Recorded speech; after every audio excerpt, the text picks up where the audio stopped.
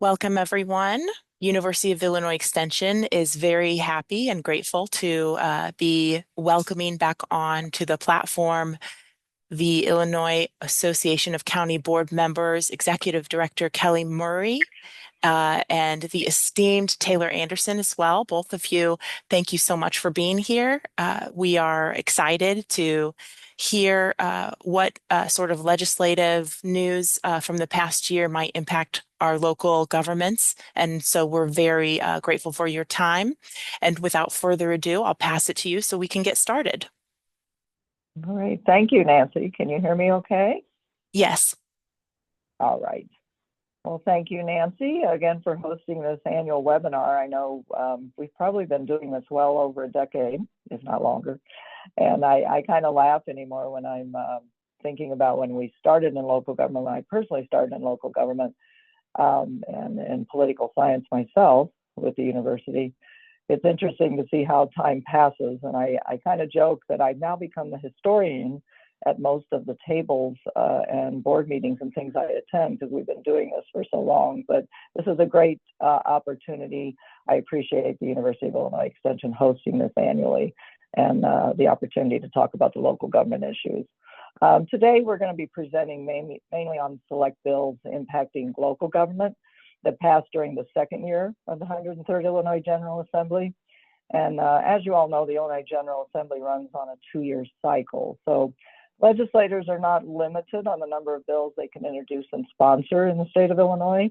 So in the first year of a standard session, on average, we see anywhere from maybe 6,000 to 7,000 bills introduced for consideration. In the second year, that count decreases considerably with an average maybe about 2,500 to 3,000 bills. So again, you've got 2 years that you're dealing with bills. Some stay alive, they go into the second session year, and then we get new bills introduced. This comes in addition to sponsored resolutions. You have constitutional amendments. So the tracking of legislation can be really heavy at times. But as session advances, eventually lawmakers focus on primary issues of interest to their constituents, including local governments and then the state as a whole. So upon introduction, bills are, as you all know, probably assigned to committees in both chambers. Keep in mind that not all bills will be called or advanced from committees to the Senate and House floors. So the number of active bills reduces considerably as session advances. It's important to recognize that we also refer to some as shell bills. And these are often introduced by leaders from both sides of the aisle. And they simply make a grammatical change to state statute to make the bill active. And these are often bulk passed through committees, and they're used throughout session to place an amendment on and oftentimes move quickly through the legislative process. So it's not unusual to see an amendment posted to a shell bill and advanced to the floor within an hour. So keep in mind, as if you are newly elected officials, and this is following session and following all the transactions that take place with the movement of bills, things can be pretty quick at some times during the 4 to 5 months that they're in session. The lame duck session is of the 103rd General Assembly concluded earlier this month. So the 104th Illinois General Assembly was sworn in on January 8th. And then the deadline for the introduction of Senate and House bills is next week on February 7th. So we will highlight significant deadlines today with the new session, but I want to circle back and say what we're focused on today is new laws that were passed during the second year of the 103rd General Assembly. So with that, I'm going to turn it over to Taylor. I'll circle back with you at the end of the presentation, and we've got some available resources for you, including the 2024 new laws summary. And that's going to be a 12-page publication that Nancy will send out to you that's going to cover a lot more than we're going to have time to address today. So I'm going to turn it over to Taylor Anderson, our lead legislative consultant, to summarize some of the more significant new laws that are impacting local government that were enacted in the 103rd Illinois General Assembly. Taylor? Good afternoon, everyone. Thank you for joining us. I'd like to thank Nancy and the University of Illinois Extension for hosting this every year. As Kelly said, we've been doing this well over a decade. Although I don't like to say it, that's how long it's been, and we've appreciated doing this every year, and hope we are sharing some of what's taken place most recently in the General Assembly and the new laws as they come onto the books, and as they impact local governments and counties throughout the state. Nancy, can we have the next slide, please?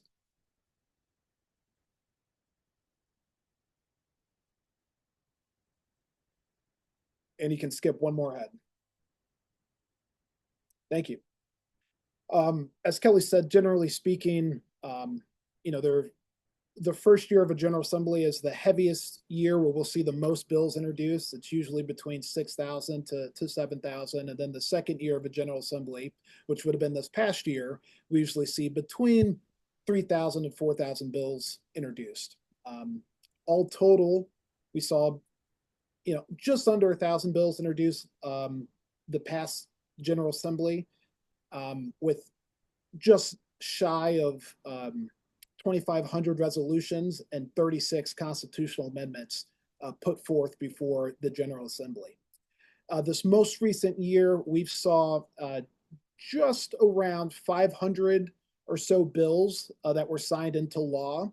So if you're keeping score, from about 3,000 to 4,000 bills that were introduced last spring, only about 500 of them made it through both chambers and to the governor's desk and were signed into law. So as Kelly said, it does kind of shrink as we move through the process.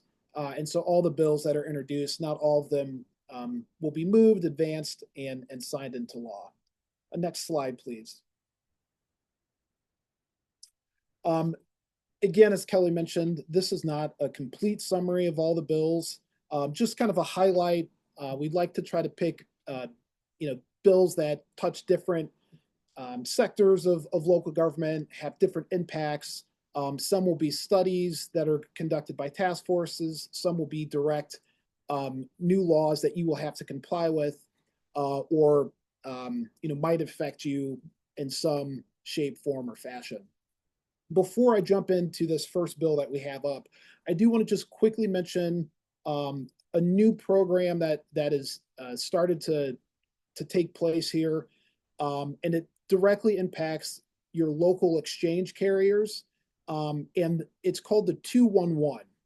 And so this is a new program that's available to allow for your constituents and the various communities to be able to call.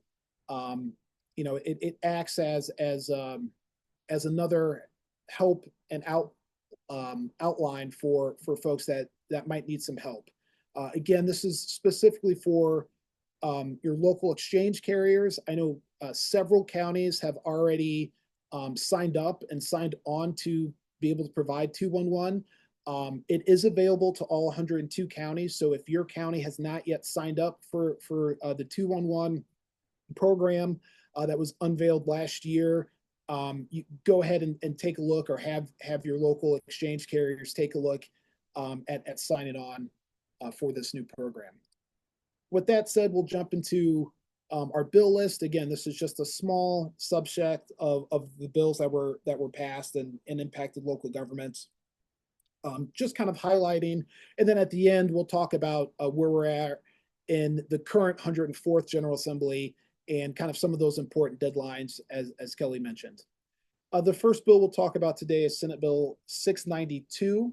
This deals with industrial zoning, and so there's a couple of issues that took place last year and the year before, where some new industrial sites were going into currently already existing industrial sites, but because of how technology and just progress has changed industrial sites, instead of having these sites of industry where things are made or there's workers going to, they've now kind of changed to kind of commercial hubs where you might have an Amazon facility or one of the other kind of large commercial corporations, and therefore that changes and impacts traffic patterns, etc. And there was there was an issue that cropped up between two, and in this case, it was municipalities, where municipality A was looking at rezoning an old industrial park and transforming it into a new kind of industrial facility where we were going to have kind of these. It was just going to impact, traffic patterns.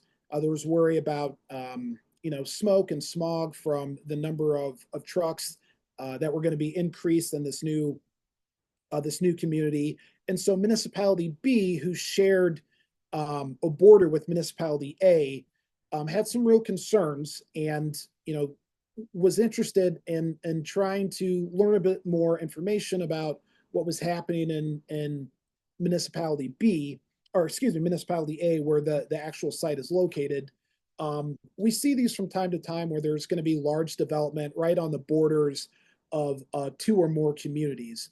As the bill was first introduced, this would have actually given kind of veto power to municipality B to go in and actually veto the development in municipality A. And in conversations with our partners in the General Assembly, and also various stakeholders and organizations that represent local governments and industry and business, kind of giving veto power to a community outside of where development is seemed like a path that maybe would have created some confusion, certainly might have placed roadblocks on communities that were interested in doing economic development. And so kind of what ultimately happened was this bill, Senate Bill 692, which is going to create a task force that's going to look at these industrial zoning changes and the impact they can have between jurisdictions. This is, I think maybe a good middle ground to where we can kind of do a little deeper dive and understand kind of what information might be beneficial to share between communities when you have one of these large industrial zoning sites take place. And again, this instance was for municipalities, but this could be between a county and a municipality, between two counties, between a whole host of municipalities, depending on where you're at in the state. And so this task force is going to take a look at some of the information that might need to be gained by the community who's looking to develop and have industry move in, and what information they might need to share with the surrounding community, so that everyone is aware of what's taking place, what impacts this might have on traffic, on health, and on residents. So we'll kind of keep a close eye on this task force. It's supposed to start meeting this year, and it's supposed to submit its findings to the governor and to the General Assembly by December 31st of 2025. So I think we'll have a better understanding of what's out there, and a better understanding of how to move forward, so that we're not stymieing development, but at the same time communities feel like they're able to prepare for any large industrial changes that might be taking place next door. One of the things that we found, that as we were looking at this, several other states have some type of interjurisdictional cooperation. We looked at Virginia, we looked at Florida, we looked at Texas, Colorado, et cetera, et cetera. And so trying to just take best practices from across the country, again, to help kind of mitigate any unintended consequences for large development going in, but at the same time, making sure we're not doing anything to adversely impact those developments and those communities who need that development or would like to have that development take place in their community. So we'll report out more once we have those findings, and likely in 2026, we may see a bill seeking to implement some of the findings that this task force has studied and looked at this year. Next slide, please. The next bill is Senate Bill 2617. This bill is quite interesting. It's a bit of a change, and really impacts those counties that do not have their own health departments. We've seen bills like this in the past dealing with farmers markets, the selling of food, sharing food, etc. And really, if you're a county who doesn't have the ability to have a health department, this and it is a shall. So this isn't a may. This is a shall. And so an adjacent health department, has to kind of work with a county who does not have, excuse me, their own health department. This includes things like, mobile farmers markets, local farmers markets, and it's to help regulate and register cottage food operations, the kind of smaller, small businesses that, have baked goods and other things that they'd like to sell. It forces there to be some level of regulation, both to hear complaints, but also to have inspections, the levy fees and penalties, to really make sure that the food that's being prepared and sold, to constituents that don't have a local or a county health department are receiving the same kind of regulation and safe food that residents enjoy that live in a county who do have a health department. So it's trying to level that playing field, so to speak, and so that residents can, when they buy a product, they know that there is at least a level of oversight. And if there's an issue, that they have somewhere to take a complaint to. Before, there was some confusion about who they needed to make a complaint to, who they needed to do outreach should there be a problem. And there's also some confusion for those small business owners about who they needed to touch base with to make sure they were complying excuse me, with all the various regulations. So this is we'll see. This is a new bill, how well this works.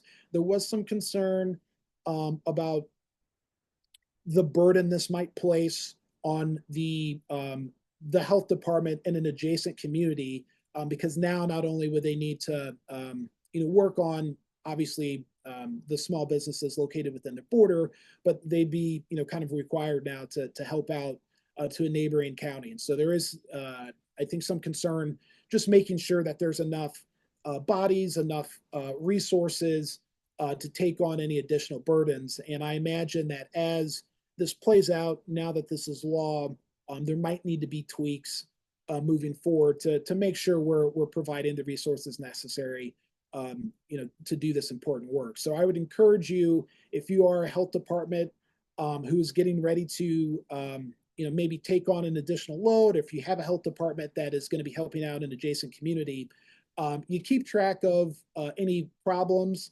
that may arise, so that we can make sure we address them either via legislation or rules, with the state. So I highly recommend those folks that again have a health department or work with the health department in your community.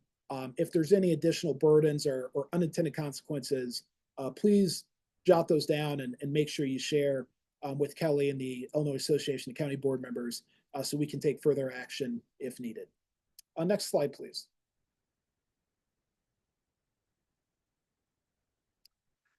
Senate Bill 2779 is the result of a couple of court cases that we're really going to change how autopsies are done in the state, and how law enforcement handles homicides. So, excuse me. Kind of just a little backstory is, there's not enough qualified physicians who do this kind of work. to perform autopsies if there is a suspected homicide. And there was a lawsuit brought against one of the individuals, and I believe this individual does work in 9 or so counties, because again, there's just not the number of physicians able to handle this work. And this isn't just an Illinois problem. This is nationwide. There's just not as many folks qualified to do this as you would think, because the insurer for this physician and their medical malpractice license, that insurer said, we're not going to cover you performing autopsies for counties. And so there was going to be, essentially there was going to be no physicians able to do this. The Attorney General's office mandates that counties hire these specified physicians to do autopsies when there is a question of a homicide. A lot of times, when that does take place, that physician is then called to testify on the stand in courts or provide depositions, or their notes are utilized in criminal cases as they proceed. And so this was a major issue. And so, because we could not have physicians not perform these autopsies, what the General Assembly settled on was that individual counties will need to provide the indemnification for these physicians, that as they're doing these autopsies at the county level, that it's going to be the county who carries this liability coverage and not the physician's medical malpractice insurance, because we're starting to see insurers draw a line and tell those physicians they won't do so. Obviously, this, excuse me, this will carry a cost for counties to provide this liability coverage to these physicians performing this autopsy. And you'll note that prior to the enactment of this law, Cook County was the only county in the state that provided indemnification to the physicians performing these autopsies. So now all 101 counties are going to need to carry this and provide that coverage. Again, I think there's only, if my memory serves me correctly, I think there's only a handful of physicians in the state who are able to provide this to counties that have the necessary qualifications. And so, and they tend to work, in a geographic region between, a handful or 10 or so, or baker's dozens, if you will, counties. So this is the new change. We hope this is something, folks are prepared for. And again, there is going to be a cost to counties. So if you haven't, please make sure you're looking at this and that you're carrying coverage for this. Obviously, not all counties have the same level of need for this type of work to be done. But again, there's just not enough forensic pathologists in the state or nation really to handle this work for individual counties by themselves. So a new change to the law, and that now counties are gonna have to be required to cover. There was a push, and I did have a conversation on behalf of the association to try to get the state to provide coverage to the counties to pick up the cost, because again, it is the state mandate that counties have these forensic pathologists do these autopsies.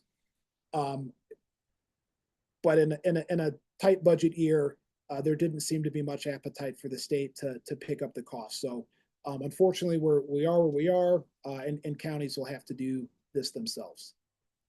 Next slide, please. Excuse me. Kelly, did you want to talk about the broadband? I'm happy to, but I know this was one that you had some conversations on. Oh, no, that's fine. I just wanted to bring it to their attention because I'm not sure this was an issue for Kane County with respect to being able to lease the fiber optic cables that they had placed. I don't know if this is something across the board for all counties at this time. I know we have many counties in the state that are still looking for that broadband capacity to go in, but this was specific for Kane County and I'm just for deployment. And I wanted to just bring it to your attention that it has passed. And if any other county is in the same position, you can do this through current state law now. Thanks, Kelly. And I'll just add that, as Kelly said, you know, there are many jurisdictions and counties throughout the state who don't have this. I know that the previous administration in the White House provided dollars to local governments to install and get the infrastructure necessary to carry broadband. I think one of the hopes with the passage of this bill is that this would give counties the ability to help pay for some of the infrastructure costs that they might have incurred by being able to lease out the usage of their broadband infrastructure, especially if they didn't receive any federal or state dollars to put it in. As technology advances, we are certainly in more of a digital age, if not fully in a digital age now. And the use of broadband, the requirement for broadband, whether you're a school kid or a senior utilizing telehealth, the applications seem endless, and this almost seems like a necessity at this point. So this gives a county a little bit more flexibility, hopefully with how they pay for this, and the ability to lease and grant access to. Next slide, please.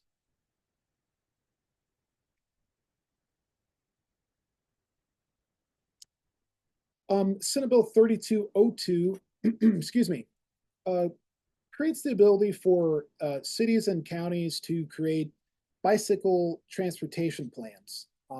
We've certainly seen, I would say in the last 5 to 6 years, an explosion of local governments looking to create,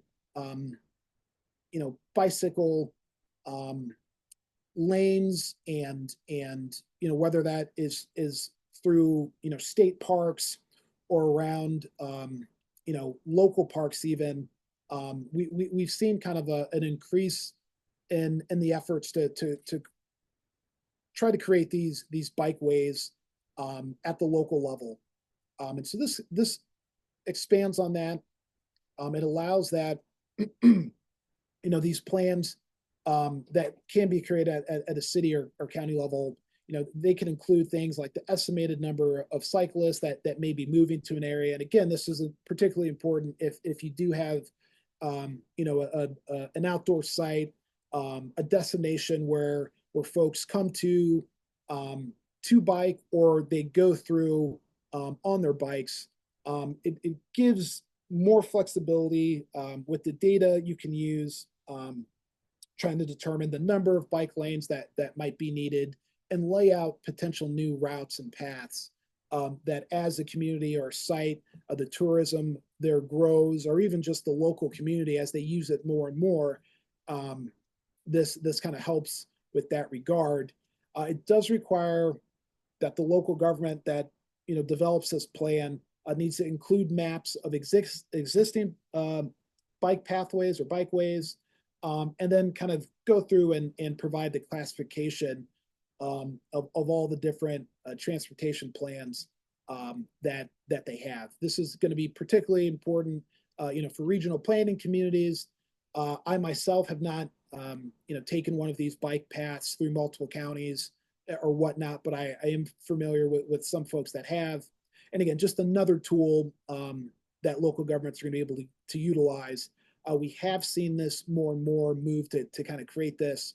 And before this, I would say 8 to 10 years ago, a lot of this was being handled by IDOT, but IDOT's focus is traditionally on roads and bridges. And so we were starting to see, I don't want to say conflict, but we were just kind of starting to see a need not being met or addressed for local communities. And so this allows for those communities that where this makes sense, they're going to have a little bit more flexibility and be able to plan a little bit better strategically moving forward. Next slide, please.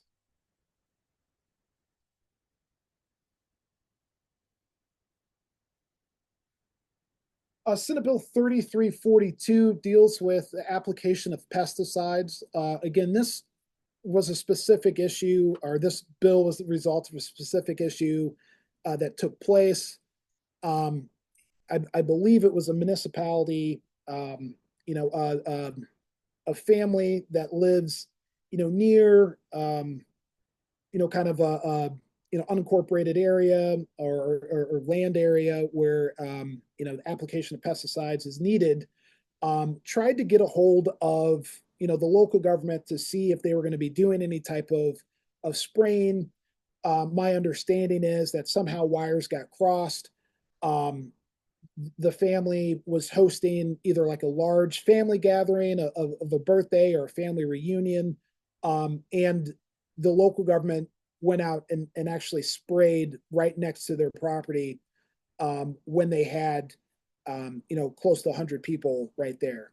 And so because of that, this bill was introduced and ultimately passed. And it mandates, and it is a mandate, that the government must provide notice, at least 24-hour public notice, before applying pesticides on public right-of-ways. The notice includes information for those who are actually doing the application. It does carve out, excuse me, farmers, private individuals spraying their own property, and those working on private property. And I also believe this does not apply to park districts because park districts have their own process where they do notification before they go ahead and apply. Excuse me. Before they go ahead and apply the pesticide. So they were exempt from the bill. Excuse me. Again, it's 24 hours, and hopefully this, we can avoid the situation that happened. We'll also say, the notification can happen in a couple different ways.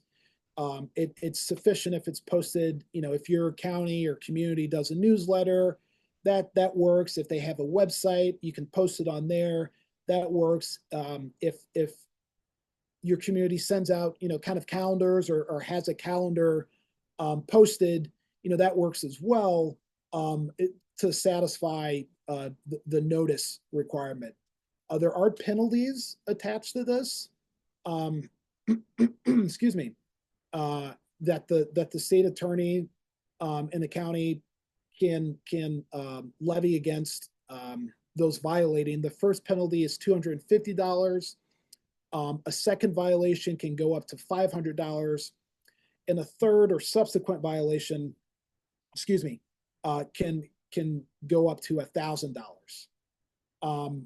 I see a question about whether herbicides were. Does this apply? It references the Illinois Pesticide Act, if memory serves me correctly, and I do not recall if in the Pesticide Act herbicides are included. So that will be a question that we'll take a look at and we'll have to respond to. I don't remember off the top of my head. Kelly, I don't know if you do, if herbicides are included in the Illinois Pesticide Act or not. Again, the specific instance that this happened was with pesticides, but I'd have to take a look.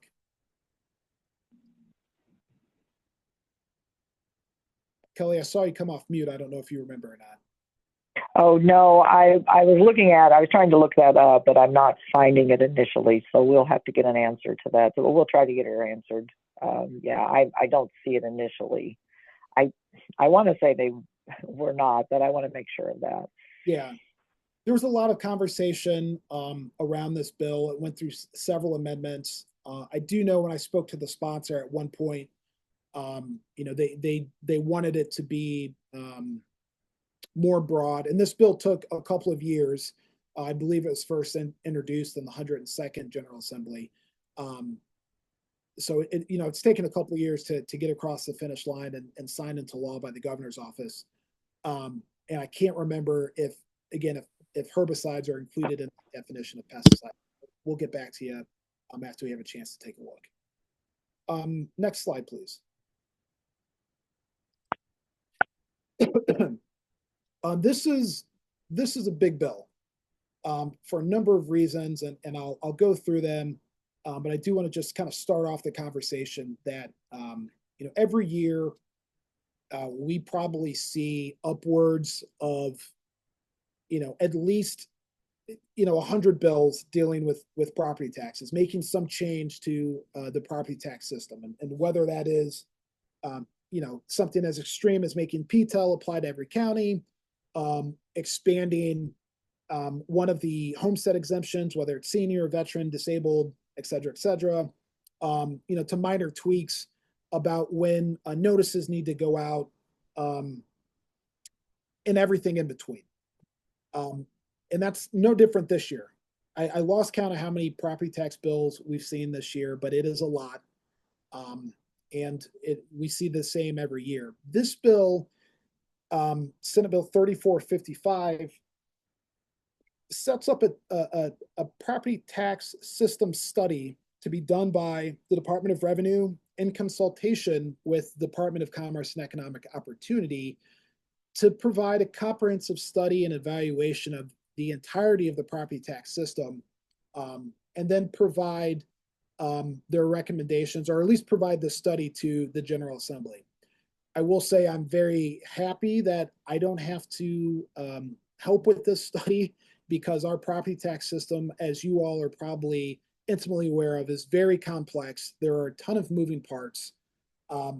And certainly I think more could be done to help out property taxpayers. But we rely in Illinois so heavily on property taxes to fund the various needs and the services that the state mandates that local governments provide. It's really challenging to move any one of the buttons or toggle any of the switches with property taxes without drastically impacting a local government's ability to provide the services that the state mandates they provide. We always talk about unfunded mandates, at the association, and those unfunded mandates, a lot of them, or the majority of them, are paid for on the back of property taxes. And so a comprehensive study of the entire system, while needed, is going to be very, very difficult to do, and also is going to have very large impacts, what's included in the study and what might be left out. So we're watching this very closely. I've had conversations already with the Department of Revenue and DCEO about what this might look like and how local governments can participate. And I think that's one of the key things in this whole bill is the Department of Revenue may consult with units of local government. I think that's going to be huge, because it's units of local government that rely on the property tax, again, to fund their services. And so the Department of Revenue is really, I think, going to need to work closely to understand and get a full picture of the whole system. The last bill we were talking about pesticides, which obviously, impacts things like mosquito abatement districts, for example. And many years ago, when we were talking about eliminating units of local government, or when the General Assembly was talking about that, mosquito abatement districts were one that was really kind of easy for some to pick on. Hey, we've got a lot of mosquito abatement districts. Why do we have them? And that all sounds fine until there's an outbreak of West Nile or some other pathogen that's passed on by mosquitoes. And then then people are going to say, well, wait a second, where are mosquito abatement districts to help mitigate some of these problems? So I just say that as an example of sometimes it's very easy for legislators to lose sight of the connection between property taxes and, again, those services that local governments provide. So we hope that this is a very thorough assessment of what's being done. a very fair assessment of how those dollars are raised and utilized, and then look at kind of the different methodologies and relief mechanisms that can go in and try to address some of the burden that um, whether they're residential homeowners or commercial property taxpayers, some of those relief mechanisms we can find. Not to pick on any local government, but the statistic that always sticks with me is throughout the state, the statewide average on property taxes is about 60% of the property tax bill goes to fund school districts. That is a key source for schools to be able to provide education, but it's also an area where the state could probably do a little better job of providing assistance to our schools. It's been probably 5, if not a little bit longer years since we've seen the last kind of large education funding reform package move through. And this is supposed to require the state to put in more dollars into education, and they have. Every year, the state has found ways to fund education. But again, 60% of the property tax bill goes towards funding schools on average. And that's a big driver of why we see such high property tax here in Illinois. So we hope again that this study is done correctly, and that the Department of Revenue does consult with units of local government. We will be providing more information about this as they kind of get underway and really start putting together this study. Can we switch to the next slide, Nancy? It still talks about this issue. But again, this is going to take a look at everything from the appeal process to how tax collection is done, and look at how other states do this, statewide. One of the things that I was so interested to find out is throughout the state, we have such a wide variance of collection rates. And what that means is in some areas, 90% of people pay their property tax bill on time. And in some areas, you might have only 50% of people pay their property taxes in a timely fashion. That obviously impacts those units of local government that rely on property taxes to fund their services, whether they're education, whether they're parks, whether they're townships, whether it's a county or municipality. And the usage of property taxes can drastically change, again, from local government to local government and from region to region in our state. There are several municipalities I know that spend every single cent they collect on property taxes just to fund their public safety pensions. So that's police and fire pensions. None of their dollars that they collect on property taxes go anywhere else other than just to fund their pension systems. So again, this is going to be a very complex issue. And I hope that Department of Revenue has the time, the resources, and the staff to be able to really do a deep dive on this, because this is such a complex issue. As we continue to have conversations with the Department of Revenue, we may be reaching out to some, if not many of you, to work and help provide information to the Department of Revenue, or they may be reaching out to you directly for your input and consultation as they try to put together this study. But this, to me, is going to be one of the key things we may look back on in 10, 15, 20 years, because once this study is compiled, I believe we're going to see probably a large property tax reform bill at some point, maybe utilizing some of the recommendations. That's not to say we won't see property tax reform bills this year. There's already been several introduced, but I really think this is going to help spur some of that movement on. Next slide, please.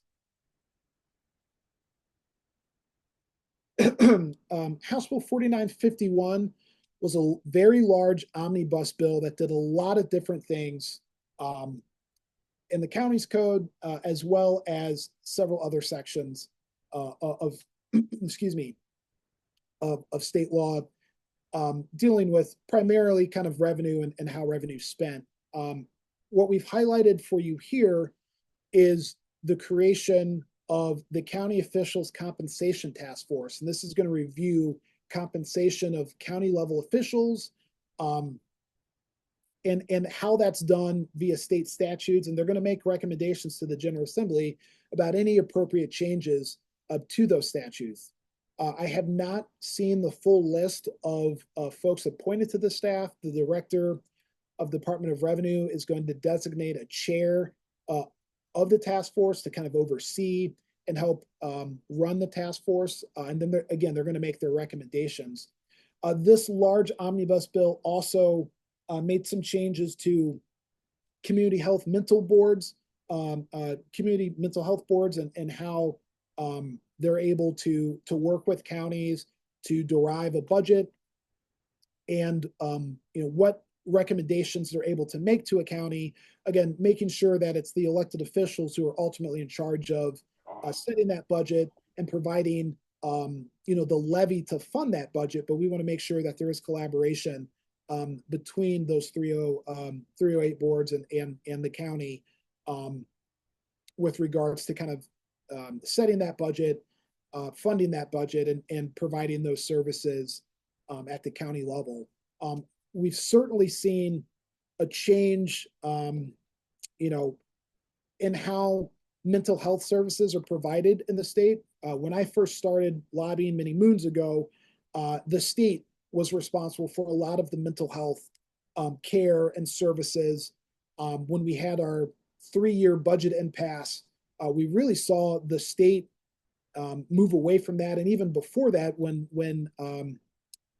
the state was going through its finest fiscal challenges, we saw the state kind of pull back, and a lot of these services have been placed on local bodies, and particularly on counties and townships who have mental health boards.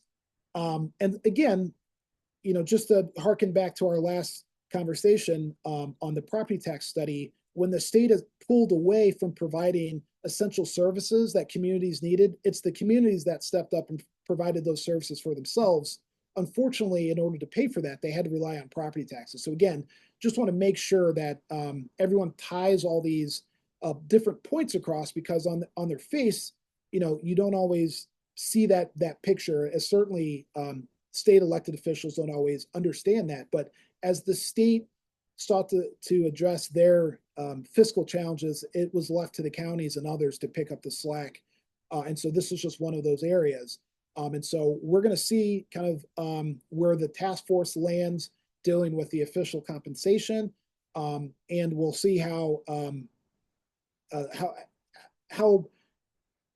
mental health boards and counties and townships can work a little more closely together to provide the services that the state no longer does. Again, one of the things that legislators often forget is it's not the local governments who set the compensation rate, it's the state. And so this task force is going to take a look at that, and we'll also pay close attention to this to see what changes they may recommend moving forward. Next slide, please. I want to make sure we do save a little time to respond to any questions. So I'm going to run through these last couple of bills pretty quickly here.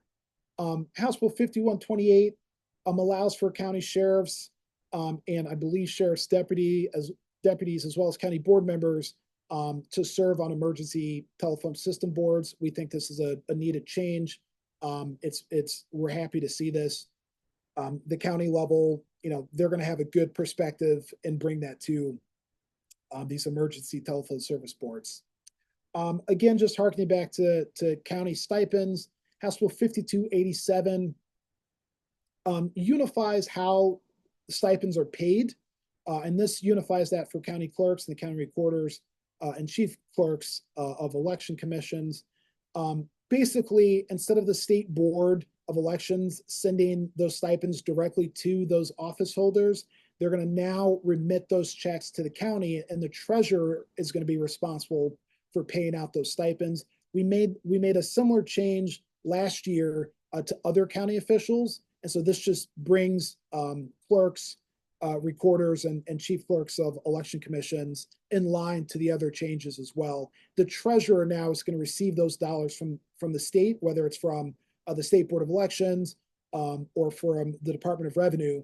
And the county treasurer is now going to be the one responsible for remitting those checks or those stipends to the various elected officials. Next slide, please.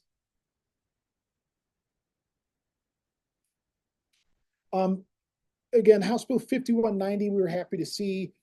This just changes kind of how the allocation for road districts is going to work.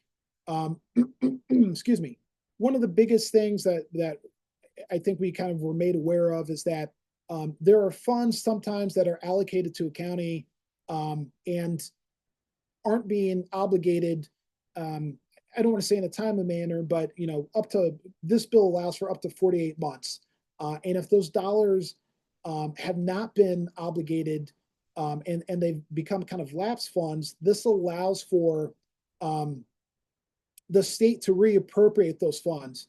Again, what we don't want to see is these road funds that are collected that because of the new constitutional amendment that has to be used on road projects. We don't want to see these funds kind of sit and lapse somewhere. We'd like to get these dollars out and we'd like to get them put in place and utilized. So if there is a situation where a county, for whatever reason, maybe they don't need to, maybe it's not a priority, after 48 months, the state can redistribute those funds to townships and road districts that have had insufficient funding for their bridges. And we've really seen, we started to have this conversation about the township bridge fund and the fact that Illinois has a ton of bridges and most of these bridges are in states of disrepair. The cost for bringing those bridges up, updating them, bringing them into compliance with safety standards keeps growing every year. And so again, this is just trying to utilize the dollars the state has most effectively and most efficiently to local governments. And again, if there's if there is a situation where those funds are sitting for 48 months, this will redistribute them to the neediest of townships and road districts to be able to provide projects. So what that does mean is if you're a county, do not sit on the road funds that you are going to receive from motor fuel tax. Have a plan in place, get those funds out, utilize them in a timely manner so you won't run up against this 48 clock that's now going to be ticking. On the other hand, if you don't have need for those dollars, and I don't often hear from counties that don't have needs for dollars, but if you happen to be one of the lucky few, in 48 months, the state's going to take that money back and is going to reappropriate them. So again, for those of you who might need a little bit of extra help, within your counties, this might be able to provide you some help. And for those of you, who maybe take a little longer to get those dollars out, just be aware that after 48 months, the state can reappropriate those funds to other communities. Next slide, please. Just to wrap up before I turn it back over to Kelly, or we look at questions. These are some of the dates that are going to be very important. This General Assembly, the 104th General Assembly, the most important date, or I should say the two most important dates on this list is February 19th, which is the governor's State of the State address and budget address. And this is where the governor is going to outline his plans for the budget for this current, or excuse me, upcoming fiscal year, which is going to be fiscal year 26. We learn so much about where the state is, the health of the state's, financial outlook. For those of you who are unaware, it's reported right now that the state's looking at about a $3.5 billion deficit. We'll have a good idea of how the governor is going to try to handle that on February 19th. And the second most important date is May 31st, when the General Assembly is scheduled to adjourn. Usually the budget's the last thing the General Assembly does. And so from February 19th, when the governor outlines the budget of the state, to May 31st, when the General Assembly will actually pass that budget. Those are going to be the two most important dates, but there's some other ones listed there. And Kelly, I'll turn it back over to you. Okay, you can, thank you, Taylor. You guys can advance to the next slide and then we'll give out questions. Yeah, I just mentioned this at the beginning of the presentation. We have publications that we do all through the legislative session. Now, the Illinois counties at the Capitol, it's available to our county government members, and that's just an update on legislation that goes out frequently throughout session to keep them informed about bills and various positions being taken on those bills. But I did provide Nancy with a copy of our new laws summary for 2024 coming out of the last year's General Assembly. So there, you're going to receive this from Nancy following the presentation today, and it's about 12 pages, a little shorter this year, but again, there's about 10 different categories covering local government and the various bill breakdowns of the new laws that took place. So it's a nice reference material for all of you to take a look at. Next slide, Nancy. And also on our website, we just finished some educational resources for newly elected officials. So there's these insight research briefs available to you guys on ethics, parliamentary procedure, Open Meetings Act, and freedom of information. You can download those on our website. So next slide, and I'll let Taylor, we'll get to questions real quick. And inside the courthouse, Nancy has that as well. It's a big publication that she will send you, and it just covers all the requirements and trainings of each of the elected officials' offices, as well as many of the special purpose districts around the state. So she'll get that out to you as well. Okay, we tried to address some of the things in the chat. If there's anything that follows up, I know we may have not have answered everything. Taylor, is there anything in there that you can address? If not, you guys have our email. You can always email us after the presentation and we'll get you those answers. Thank you, Kelly. I saw that you addressed the question around Senate Bill 3342. And you had mentioned that pesticide means any substance or mixture of substances intended for preventing, destroying, repelling, or mitigating any pest, or any substance or mixture of substances intended for use as a plant regulator, defoliant, or desiccant. So Yes, therefore, herbicides are defined yeah, the and would testimony be included. Right, the testimony centered around pesticides, but again, with that definition, I'm glad you brought that up because I wasn't aware. So the herbicides then on the plant side are included in the overall definition, but mainly Right. the pesticide, sure. Okay, yep. So which is the Illinois Pesticides Act, where the 24-hour notice is needed on farms adjacent to public lands. And so thank you for addressing that in the chat. I just said it out loud for anyone who might have needed to hear it. We also received a question asking about House Bill 5050. And this person mentioned their highway commissioners concerned about it, and if that House Bill 5050 would be revived at any point in the future. And of course, if you need to make note of that and circle back around, I see you included the email here, ilcounty@gmail.com. And so if they need to put that question to you via email, that's fine as well.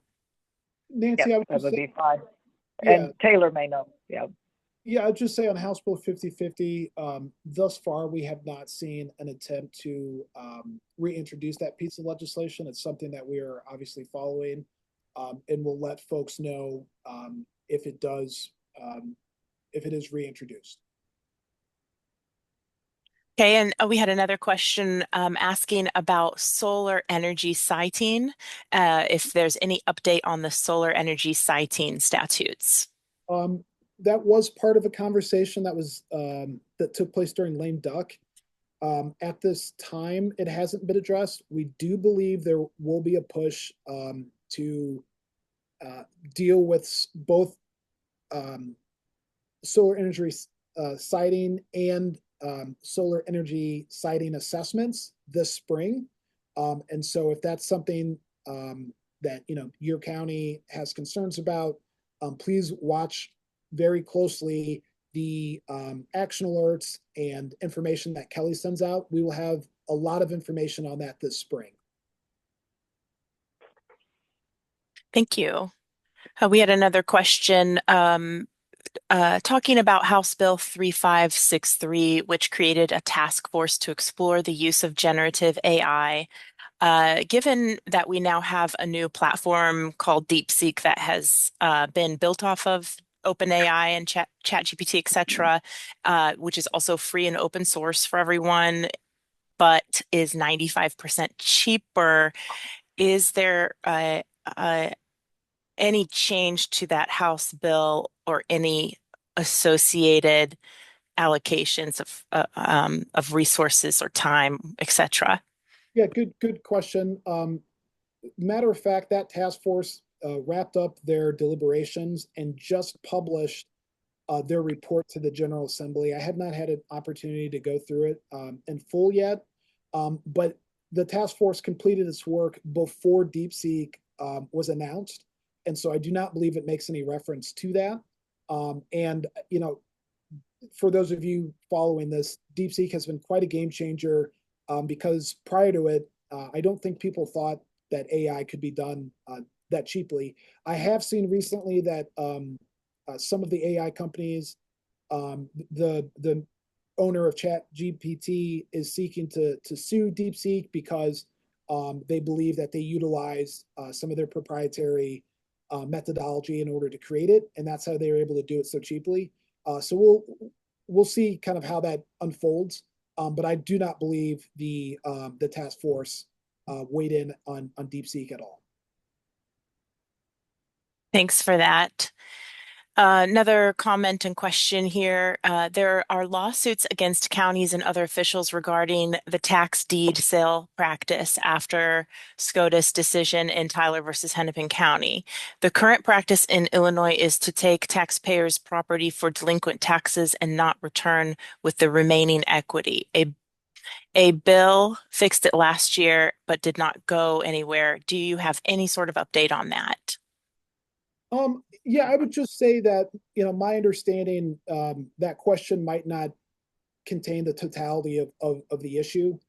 There are obviously cottage industries who specialize in purchasing those properties and purchasing the liens. And so there really needs to be a conversation with those companies, with local governments, with the courts, with property owners, and with all other interested parties. And so I imagine that's going to take place. I know the Attorney General's office was involved in some conversations last year. And so I imagine that, those conversations will continue so we can arrive at a fair conclusion for all interested parties. Thanks. I see another question here about could the reappropriation of IDOT funds also occur if local governments have agreements in hand, but either have not started the project or has started, but not all funds have been expended. And it looks like there was some chatter after that may have been addressed, but why don't you just take that and see if there's anything to add? Yeah, my understanding is that this is regard to lapsed funds, and generally speaking, I don't believe IDOT considers funds to be lapsed if there are agreements in place, and the project hasn't started. But that might be one we need to take a look and provide some more information at. It's not just the funds being expended, though. It's the fact that for 48 months, these funds are considered lapsed. And so maybe some more clarity on that answer we'll have to get back. Sure. And I don't see any other questions at this time. Of course, if folks are still having something in mind that they want to get more information on, they can put it in the chat. But there's also ilcounty@gmail.com. You can send an email to. Of course, we're after the hour, and I know we're all grateful for your time. If you have any takeaway that you'd like to include, either of you, before I wrap up. I would just like to A, thank everyone for taking, an hour out of their day to listen to me ramble about some issues that are important to local governments. We try to do our best to keep you all informed throughout the year. So if you have not been receiving Kelly's emails and publications, please reach out to her. She does an excellent job putting these together and providing information throughout the year before these bills become law, so that you have an opportunity to weigh in and be part of the process instead of just hearing about these once they become state laws. So again, just want to thank everyone and thank you, Nancy and U of I for putting these on. Thank you so much. It also, you all are so helpful to help counties plan too, because sometimes half of the solution is just enough time for planning, right? And we would just really thank you for all you do throughout the year in your capacity. And so we hope to have you back this coming year, next year as well. And of course, Kelly, do you have anything you want to add? I just put in the chat box. I just want to thank you, Nancy, again for hosting, and all of the participants for taking a little time on a Friday to join us. We welcome your input at all times in working with the local government and the General Assembly. So please stay in touch with us. Just stay informed. We do our best to keep you abreast of what's moving. And if any of you ever have any questions, you have our phone number, email. Don't hesitate to call. We'll be happy to talk with you and keep you updated, because we know local government can be very complex, a lot of levels. And also, as elected officials, you have a responsibility to the public, and we want to make sure that you guys are staying as informed as you can possibly be with respect to management of government. So thank you again, all of you. Thank you, Kelly. Thanks everyone for being here. We're going to provide the federal legislative update next week on February 6th, and we hope to see you all there. When I send out the follow-up email to all of you with the recording for today and the slides and resources, I will include a link to that one as well. That will be presented by the National Association of Counties, and so we're looking forward to getting that update as well. Thank you again, Taylor and Kelly, for your time. Hope everybody has a good rest of their Friday and a great weekend. Thank you, Nancy. Thank you.